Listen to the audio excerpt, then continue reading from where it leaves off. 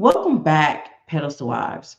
Today, I want to share something from my own work with women because I need you to understand this on a deeper level. I've worked with women who come to me exhausted, not because they're broken, but because their masculine energy was hurt. Their protector had been on duty for so long that it didn't know how to stand down. When I was coaching, I watched for three indicators: emotional, behavioral, and communication. The first thing that I looked for was the emotional indicator. And sometimes that indicated that they had a fear of vulnerability.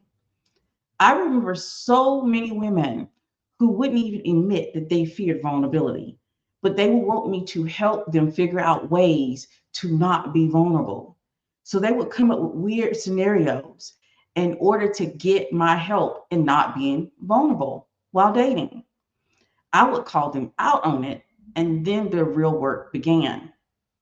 They could talk about everything except how they felt because emotions for them meant weakness, and weakness meant danger. I could see in their eyes that softness felt like exposure. And so the second thing that I would look for was behavioral. They would show signs that they were disconnected from emotions. These women who could run a business, run a household, run a whole life, but couldn't feel themselves. They were disconnected from emotions. They weren't angry or sad, they were numb. They weren't joyful, they were functioning. They thought this meant they were strong. But really, their protector had shut the whole emotional system down to keep them alive. The third thing that I would look at was communication. The I don't trust anybody girl. Whether it was through verbal or written, it would indicate where the harm was. When it was written, it usually was in a combative way versus a question for clarification.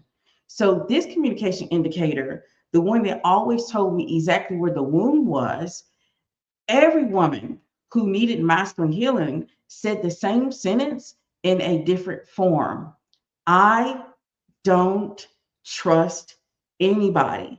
They said it with their voice, with their shoulders, with their silence, and with their nervous system. That sentence is the sound of a woman whose masculine energy has been in the war zone for too long. This is the healing work that I use with my clients. We tended to focus in on creating safety within an environment, grounding rituals, and nervous system repair.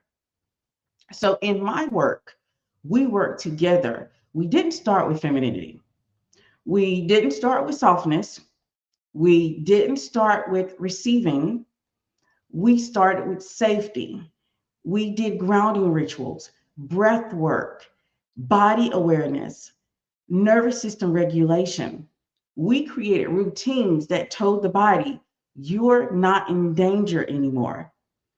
When the body finally felt safe, their protector didn't have to be on guard 24/7. That's when the healing actually began. We focused on integration of the masculine and feminine energy, creating an inner union. What people forget is that healing masculine energy isn't about shutting it down, it's about reintegrating it. We brought their masculine and feminine energy back into inner union, where the masculine protects without being overworked, and the feminine receives without being afraid.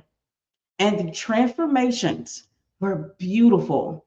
A lot of my reviews came from women who were dealing with masculine energy harm, and some of them came from women who were dealing with feminine energy harm. Every time integration happened, it shocked the women every time. They started feeling real happiness again. They were getting asked out on dates, not because they chased, but because they were glowing. Healthy men began showing up to support them without them having to ask, beg, or prove their worth. Life stopped feeling like a battleground and started feeling like a home. When your masculine energy heals, it doesn't disappear, it becomes an ally. And when your feminine energy finally has room to breathe again, that's when a woman becomes magnetic. And I'll see you all on the next one.